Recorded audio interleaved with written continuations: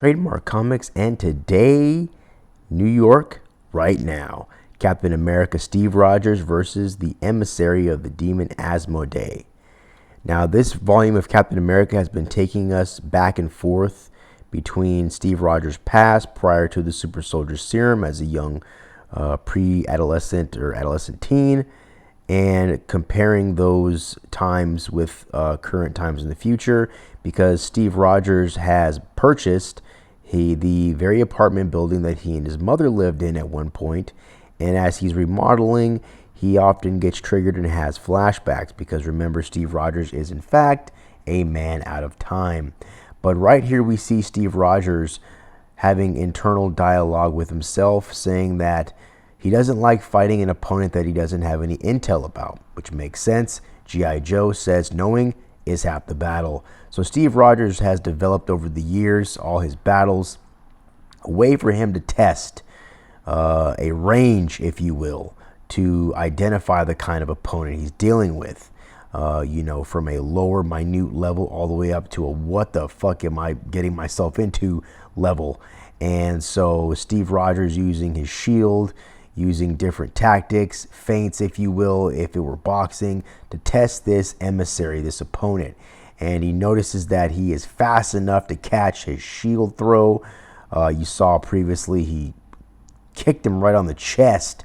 Guy didn't even move, just stood there like a stack of bricks. And Steve Rogers is continuing this test, if you will. And he eventually goes from 1 to a level 3 real quick.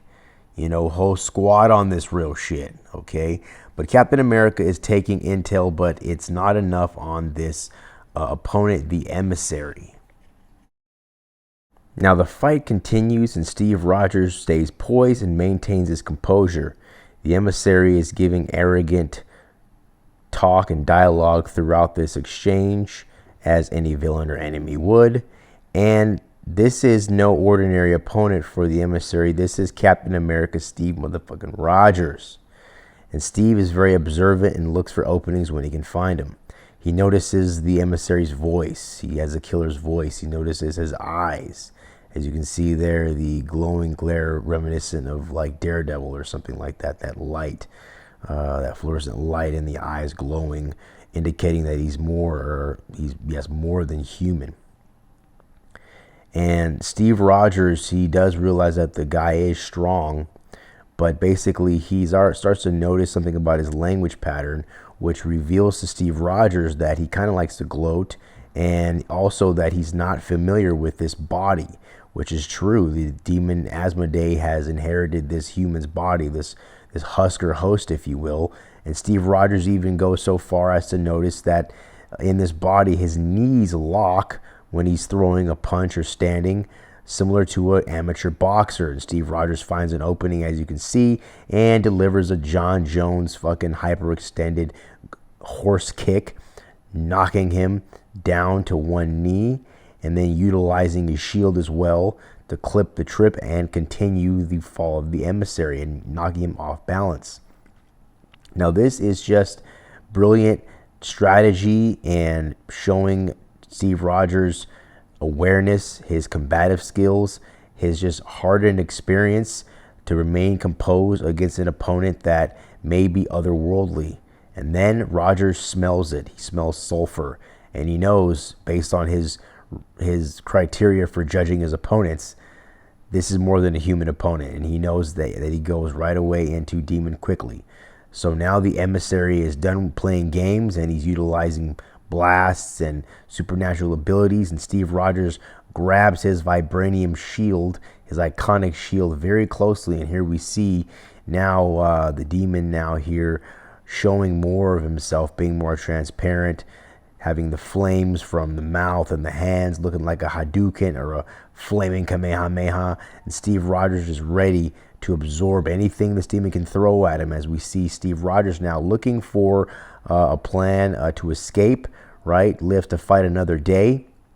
And he surveillances his environment, his surroundings, and he knows that he needs this demon to just pour it on him and blast him with, almost everything he's got, because that vibranium shield is going to absorb it.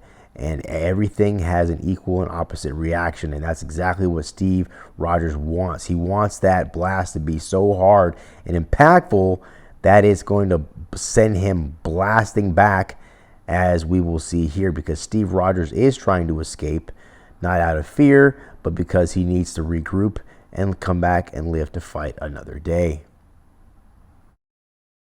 So similar to that Fresh Prince of Bel-Air scene where we see the outside of the porch, notice the upper panel, it's a quiet New York scene. And the second one, boom, here comes Captain America hurling out of the wall of this building, similar to how Uncle Phil used to toss DJ Jazz out of the house in the back porch. And Steve Rogers goes crashing into, I don't know what river that is, maybe the Hudson or Manhattan perhaps, but it is a river nonetheless that Steve Rogers is all too familiar with as a young teen. He then claims it wasn't the first time he was pulled out of that lake. Well, Steve Rogers definitely dodged a close one there. He does look unconscious, but it's Captain America. He regained consciousness and swam away. Now we have a flashback to 1939. Apparently being baptized or submerged in that water triggered this flashback for Steve Rogers. Now, this may not be a flashback because he probably didn't witness it, but because the author and the writers, they're telling the story, we get to see it firsthand. What we have is Baron von Strucker here and one of the Baron Zemos discussing this sinister weapon of mass destruction that you see resembling a Christmas ornament. Well, it is definitely not that, and not going on the tree in Times Square. It is going to be used to send a message and take the lives of many, many people. Now, in this volume of Captain America, Steve Rogers, basically Germany is trying to align itself with America, and von Strucker and Hydra and a number of its lieutenants are using malicious schemes and strategies, if you will, to kind of frame one of the other parties involved, so that America basically kind of has no choice but to join Germany and basically to kind of comply with them and what they want. And they're discussing the plan here. One of the members, the high profile leaders of the group, I believe he's on the German side, he thinks that he's going to be scot-free and safe. And they're describing that when he says a particular sentence, that's when the detonation of this severe critical mass emergency, state of emergency type bomb will detonate. And they're actually accepting the fact that there's going to be a number of casualties here at Madison Square Garden is where this speech is going to take place. Now, keep in mind this theater here, because we're going to see it later on in the book, because again, New York in 1939 in general is very, very similar to present day in the Marvel Universe, New York, Earth 616. But von Strucker and one of the Baron Zemos, the earlier ones, they're very proud of this. They believe that this bomb will be sufficient, and the death toll or death count they are estimating to be about some 20,000. And they, ideally don't wish that, but for their greater good, for their greater purpose, they are willing to make that sacrifice. Our next stop in the early 1900s shows a young Steve Rogers performing manual labor. Looks like at a construction yard with a bunch of men that are his senior. Now, we all know Steve Rogers' greatest weapon was his will, his determination, his mind. Definitely wasn't his body, right? The super soldier serum basically brought out what was in Steve Rogers. It made him as strong as his will externally.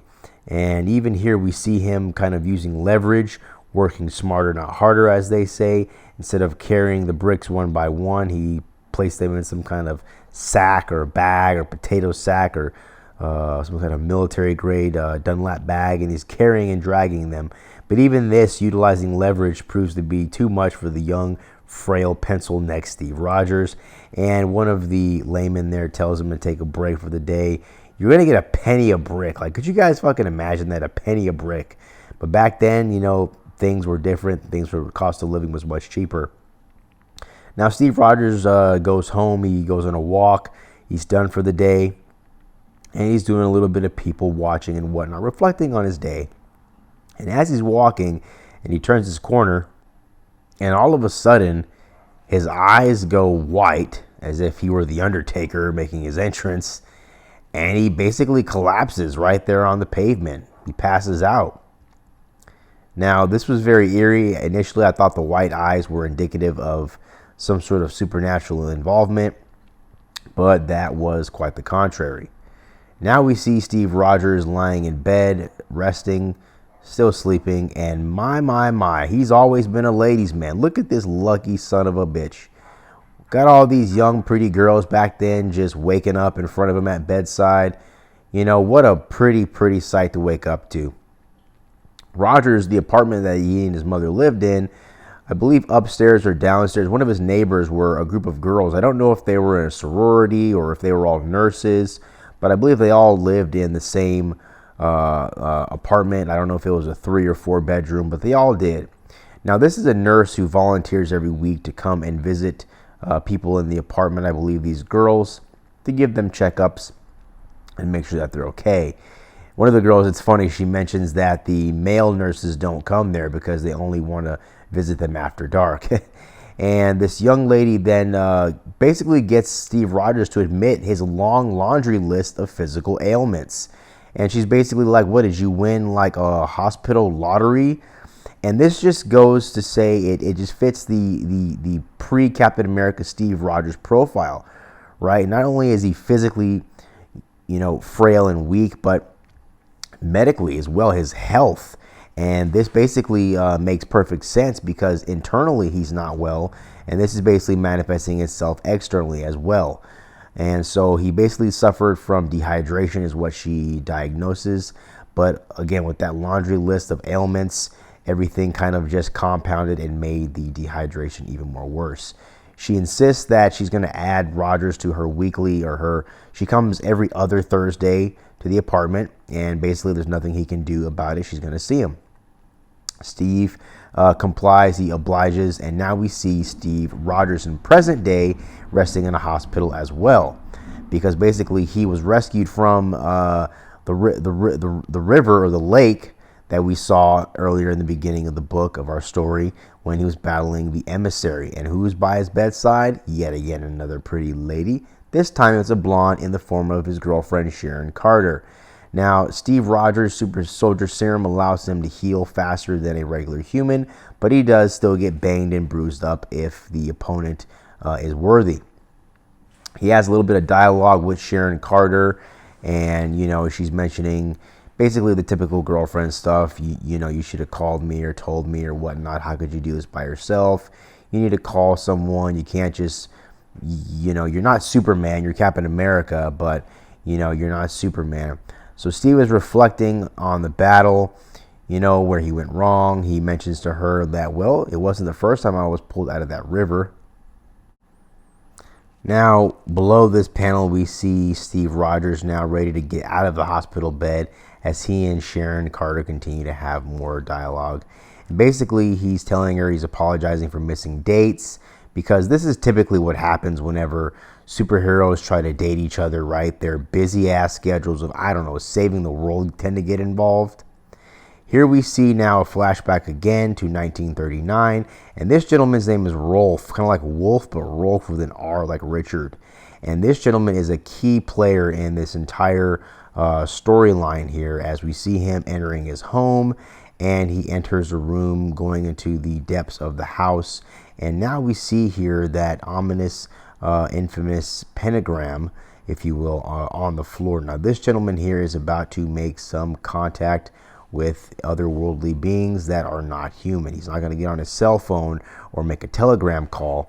He's going to draw his own blood, as you see there with that sickle, and place it on the floor and call upon the demon Asmodee. Now this gentleman, I believe he is human, but we're later going to find out as we get more information about him.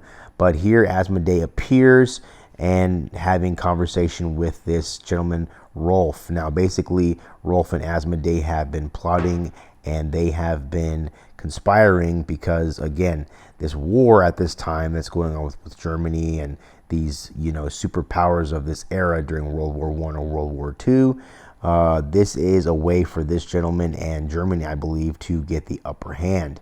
not dealing with science, going beyond that to the supernatural. And I don't know if this person, if this demon Asmodee actually takes over this gentleman's body, but he actually might. Now, Asmodee doesn't mention Steve Rogers specifically because remember, in 1939, he's just a little puny pencil neck pipsqueak punk. He's not Captain America, but apparently Captain America does set back or curtail the ambitions and the plans that Asmodee and Rolf have. And he does mention that there are a number of individuals throughout history that would seek to do the very same thing. So I believe that they are systematically trying to remove these roadblocks, if you will, these stumbling blocks in their plan. And Steve Rogers is just another one of those individuals on that list. This scene in the park is kind of funny. We see Rogers using his girlfriend's cell phone and basically asking, like, where's Doctor Strange? What, is he busy? And the panel right below, we see Doctor Strange banding some kind of monster demon creature with the bands of Sidorak. So, yeah, Doctor Strange is kind of tied up at the moment. You could say he's in surgery. But anyway, Steve Rogers knows he has to contact Doctor Strange anytime anything supernatural, paranormal is involved. It doesn't matter who it is, the X-Men, the Avengers, you know, Thor. Well, now Thor can handle magic and supernatural on his own in Asgard, but anything human, earthly, they got to contact Doctor Strange. That's what he's there for, to kind of bridge the gap between the paranormal and the normal. So Steve Rogers basically is having more dialogue with Sharon Carter there in the park. People are walking by, and he's basically telling her about what's going on, telling her about his fight, telling him about the emissary and how this opponent was really strong.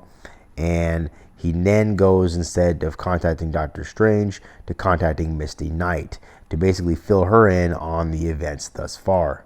And Misty confirms Steve Rogers' story and lines that up with basically what her and her team have gathered. And here below their conversation panel, we see peace conference. Now, remember when I told you earlier that in the early 1900s, young Steve Rogers flashback, where the gentleman was giving the speech? This is that same venue. It's just now titled differently. It's modernized. It's more contemporary in its design, but it's the same place. And we see that here as Steve Rogers kind of grabs his face and he says, this all just seems kind of too familiar. Oh boy, Rogers is experiencing a little bit of deja vu. And he then mentions something cool, like back when he used to listen to the radio as a kid, and some of the soap operas, you'd hear the bum, bum, bum. And basically now he's saying to himself, like, I can't believe what I'm going to ask or tell Misty Knight. But he basically is telling her that he's going to need access, since he can't get direct access right now to Doctor Strange. He says he's going to need access to the doll. Bum, bum, bum. And there you have it, ladies and gentlemen, true believers. The conclusion of Captain America. I believe it's volume, 14 or 16, issue number 4. I do like this story. I do like this arc. It is different. It's diving deeper into the past of Captain America, and I do like that because, you know, I didn't get to read a lot of him. But let me know what you guys think in the comments below. I probably will continue to follow this arc when it releases again next month with issue 5. But this has been Trademark Comics, and until next time, I am out.